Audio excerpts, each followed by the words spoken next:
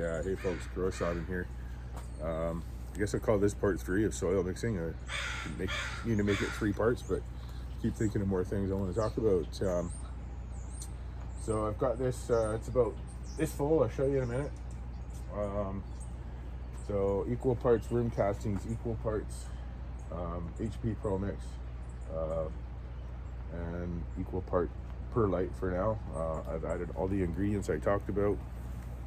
I haven't mixed it yet.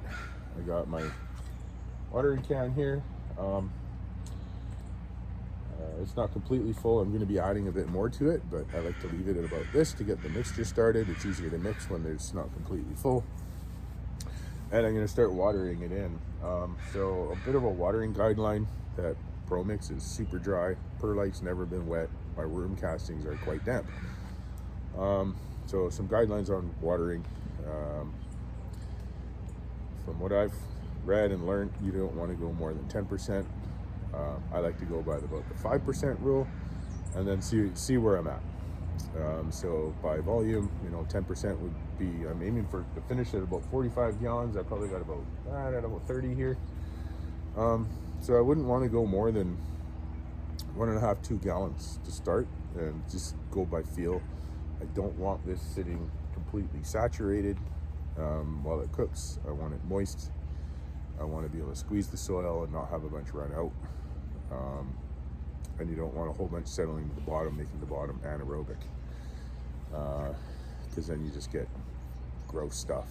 You get mold problems, and I don't know, you can get pathogens in there. So I like to go on the lighter side and water more if I need to later. So I'm just going to show you what this looks like here.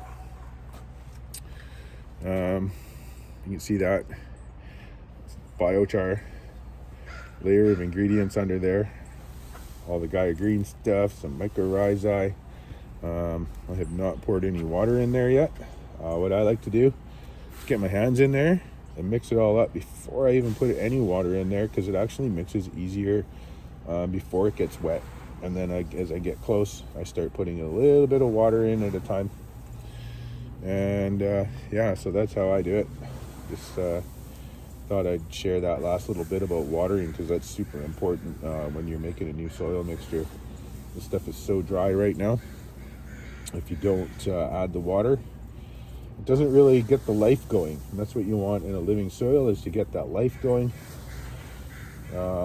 Getting everything mixing together. It almost, some of it can, if you can do a big enough pile and you got the right amount of compost in there, you can actually get this hot, or even start warming like a compost, like a thermophilic compost,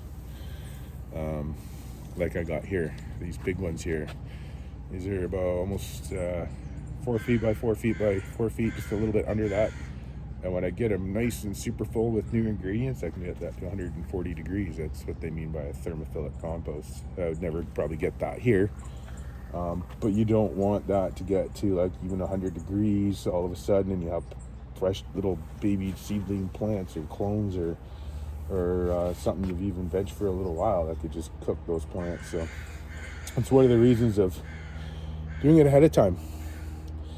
Let it cook down. Make sure if you get any kind of thermophilic reaction, it happens before you got your babies in there, your girls.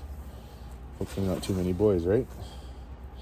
Anyways, yeah, that's part 3. I'm gonna end that there. Cheers.